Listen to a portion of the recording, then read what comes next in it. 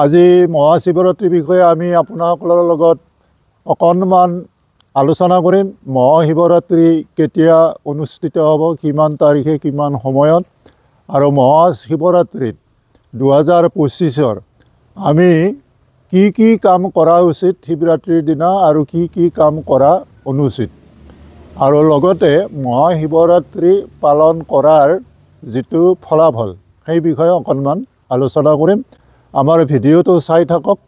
এতিয়া কথা হ'ল যে 2025 চনৰ যি মহাশিৱৰাত্ৰি, এই শিৱৰাত্ৰি অনুষ্ঠিত হ'ব আমাৰ ফাগুন মাহৰ শিৱ চতুৰ্দশীৰ দিনা, অৰ্থাৎ 26 ফেব্ৰুৱাৰী অহা বুধবাৰে।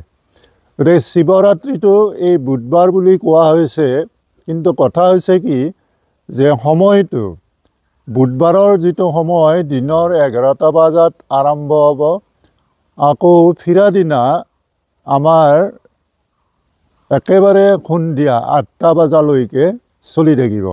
গতিকে এই দীঘল এটা সময়ত আমাৰ এইবাৰ সময়টো প্ৰায় 24 ঘণ্টা মিলিছেগৈ। গতিকে এই সময়ছোৱাতে আমি শিৱৰাত্ৰিৰ ব্ৰত ৰাখিব লাগিব, শিৱৰাত্ৰিৰ কাৰণে পূজা পাতল কৰিব লাগিব। এই সময়ৰ বাহিৰত যদি আমি পূজা পাতল কৰোঁ, তেতিয়াহ'লে শিৱৰাত্ৰিৰ পূজাৰ যি ফলাফল হ'ব লাগে, এই ফলাফল আমি আশানুৰূপ নাপাম।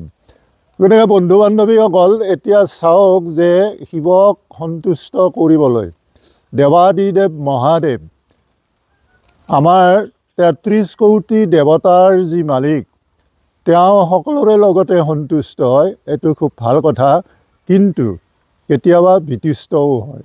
গতিকে শিৱৰাত্ৰি পূজাত আমি কি কৰিব লাগে আৰু কি কৰিব নালাগে, এইটো বৰ গুৰুত্বপূৰ্ণ কথা, আৰু সেই কথাখিনিৰ ওপৰতে আমি শিৱৰ পৰা যি ফলাফল পাব বিচাৰোঁ সেইখিনি নিৰ্ভৰ কৰে।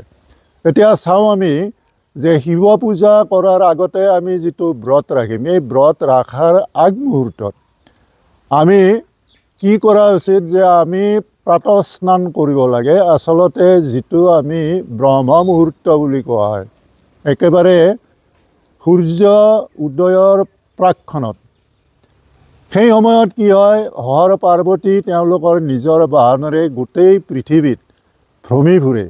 এইটো এটা সুন্দৰ প্ৰাকৃতিক সৌন্দৰ্য আৰু আধ্যাত্মিক ভিত্তিটো নিৰ্ভৰ কৰা আছে যে ব্ৰহ্ম মুহূৰ্তটো হ'ল মানুহৰ জীৱনৰ কাৰণে সৰ্বোৎকৃষ্ট এটা সময়।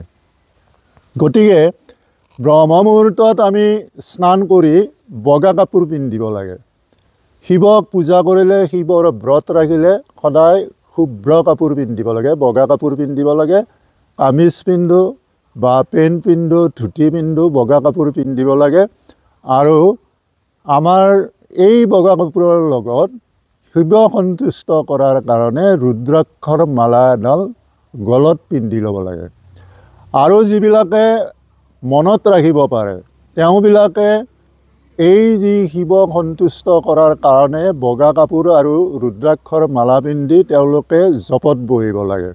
জপটো কেনেকুৱা যে ওম নমো শিৱায় 108 বাৰ যদি জপ কৰে, ৰুদ্ৰাক্ষৰ মালাডালত আমাৰ 108টা গুটি থাকে। গতিকে এই গণি গণি আমি ৰুদ্ৰাক্ষৰ মালাডাল জপ কৰিব লাগে। বা আমি ওম নমো ভাগৱতে ৰুদ্ৰায় বুলিও 108 বাৰ ক'ব পাৰোঁ। আটাইতকৈ গুৰুত্বপূৰ্ণ কথা হ'ল যে কোনোবাই যদি মহামৃত্যুঞ্জয় মন্ত্ৰ পাঠ কৰিব পাৰে 108 বাৰ, তেতিয়াহ'লে এইটো হ'ল সৰ্বোৎকৃষ্ট এটা জপৰ মন্ত্ৰ। গতিকে আমি শিৱ পূজাত প্ৰাৰম্ভিকভাৱে এই কামখিনি কৰিব লাগে আৰু উপবাসে থাকিব লাগে। খুব বেছি আমি পানী পান কৰিব পাৰোঁ। বাকী কিছুমানৰ যদি আমাৰ শাৰীৰিক অসুস্থতা থাকে, তেতিয়াহ'লে কি কৰিব লাগে, অকণমান ফলাহাৰ কৰিব পাৰে।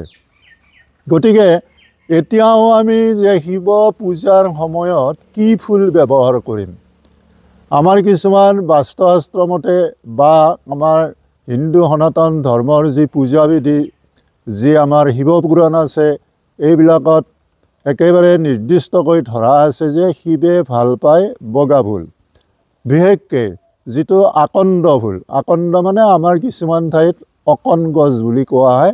এই অকণ গছৰ ফুল শিৱ পূজাৰ কাৰণে খুব আৱশ্যক। পদুম ফুল দিব পাৰে, কিন্তু কলা ৰঙৰ ফুল বা ৰঙা ফুল তেওঁৰ বৰ প্ৰিয় নহয়।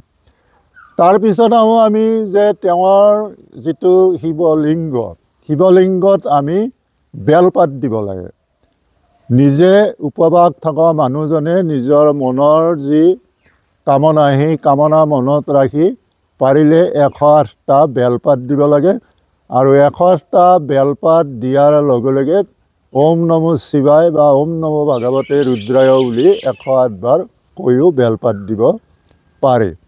এতিয়া আন এটা মনত কৰিব লগা বস্তু হৈছে যে শিৱ পূজাৰ দিনা বিশেষকৈ আমি নিৰামিষ আহাৰ ভোজন কৰাই ভাল। যদিও আমাৰ পঞ্চতীৰ্থ হাজত কেদাৰ মন্দিৰত ছাগলী বা খাহী ছাগলী মাৰি ভোজ ভাত দিয়া হয়, সেইটো অলপ ব্যতিক্ৰম। তথাপি নিৰামিষ আহাৰ বা আমিষ আহাৰ দুয়োটাই চলে বুলি আমাৰ এটা প্ৰবাদ হৈ আছে। গতিকে আমি শিৱ পূজাত এইখিনি বস্তু কৰিব লাগে। আৰু এটা কথা মনত ৰাখিব লাগে যে শিৱ পূজাত কেতিয়াও সেন্দুৰ ব্যৱহাৰ কৰিব নালাগে। সেন্দুৰ ব্যৱহাৰ কৰিলে শিৱ অসন্তুষ্ট হয়। আৰু মনৰ কামনাবিলাক পূৰণ কৰাৰ কাৰণে যি সংকল্প কৰা হয়, সেই সময়ত এটা কথা মনত ৰাখিব লাগে যে কেতিয়াও শত্ৰুক দমন কৰাৰ উদ্দেশ্যে শিৱক প্ৰাৰ্থনা কৰিব নালাগে। এইটো শিৱই খুব বেয়া পায়। তাৰোপৰিও আমাৰ শিৱ পূজাৰ আন এটা বিধি বিধান মতে যিবিলাক তেওঁৰ পৰিয়াল, যিবিলাক শিৱৰ পৰিয়াল, হৰ পাৰ্বতী বুলি কোৱা হয়, পাৰ্বতী, নন্দী ভিংগী, কাৰ্তিক গণপতি, এই গোটেই পৰিয়ালটো যি ফটো বা প্ৰতিমূৰ্তি বা শিৱলিংগৰ কাষতো পাৰ্বতী বা গণেশ বা কাৰ্তিক বা নন্দী ভিংগীৰ ফটো ৰাখি পূজা কৰিলে তেওঁ বেছি সন্তুষ্ট হয়। গতিকে আমি শিৱৰাত্ৰি পূজাৰ বিষয়ে এইখিনিকে আজি আলোচনা কৰিলোঁ। আমি গোটেই আমাৰ অসমত বুলি নহয়, কোটি কোটি জনতাই আজি শিৱক পূজা কৰিব, মানে বুধবাৰে। গতিকে এই কোটি কোটি জনতাৰ মনত ইমান বিশ্বাস আছে যে শিৱৰ যি ফলাফল দিয়ে মানুহক, এই ফলাফলৰ ওপৰত নিৰ্ভৰ কৰি হিন্দু সনাতন ধৰ্মৰ মানুহবিলাক ভৱিষ্যতে আৰু উন্নতিৰ পথত যাব, মংগলে থাকিব, সুখে বাস কৰিব। গতিকে আমি আমাৰ ভিডিঅ' আজি ইমানতে সামৰণি মাৰিলোঁ। নমস্কাৰ।